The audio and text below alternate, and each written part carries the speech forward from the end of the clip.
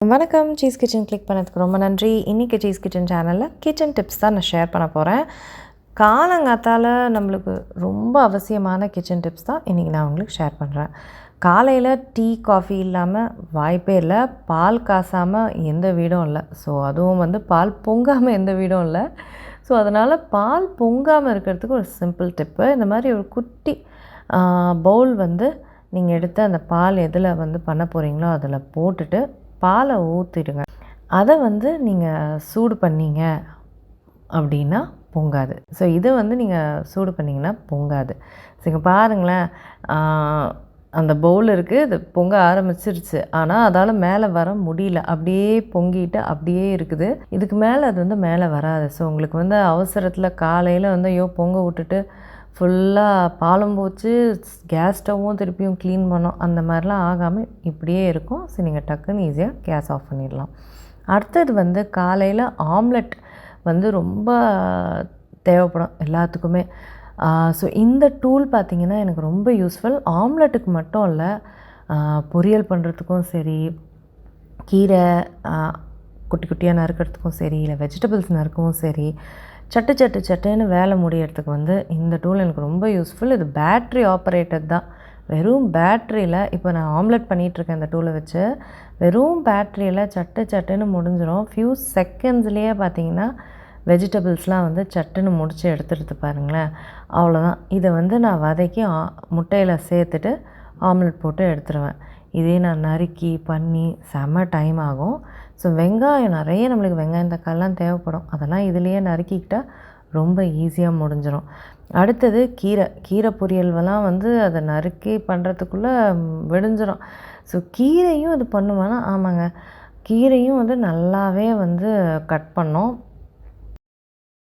அடுத்தது காலையில் ரைஸ் நம்ம லஞ்ச் பாக்ஸுக்கெலாம் காலையிலே செஞ்சுருவோம். ஆனால் எப்படியாவது அந்த ஈரப்பதம் இருந்துடும். அப்படியே ஒட்டி பண்ணி நல்லாவே இருக்காது.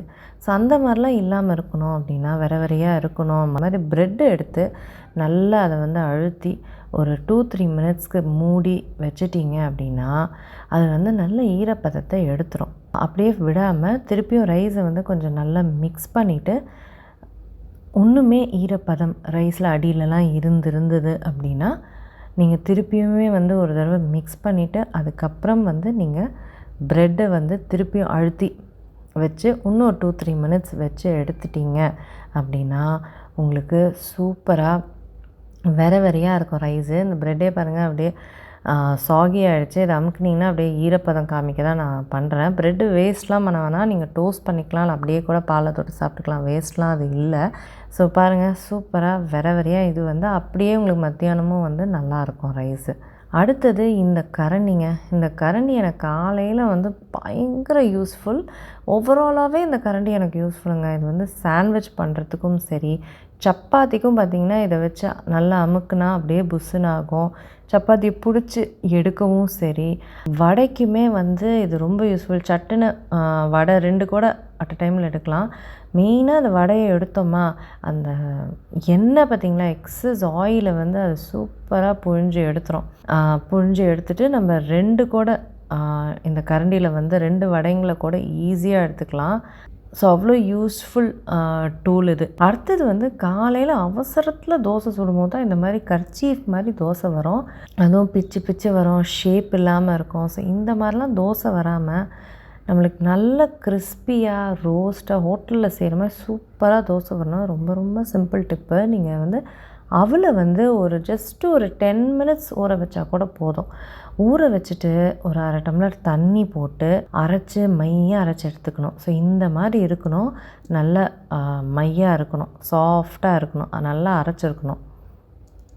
ஸோ அதை ஒரு ஸ்பூன், 1 டேபிள் ஸ்பூன் 4-5 தோசைக்கு போதும். ஸோ எவ்வளோ முருகலாக வந்திருக்கு பாருங்களேன் தோசை. இதுக்கு முன்னாடி எப்படி இருந்தது, இப்போ அதே மாவில் இதை போட்டு நான் பண்ணியிருக்கேன். சூப்பராக மொறுன்னு தோசை வந்திருக்கு. அப்படியே ஹோட்டல் தோசை மாதிரி ரோஸ்ட் மாதிரி வந்திருக்கு. ரொம்ப ஈஸியான ஒரு டிப்பு கிறிஸ்பி தோசைக்கு. அவ்வளோதாங்க. இதுதான் கிச்சன் டிப்ஸ்.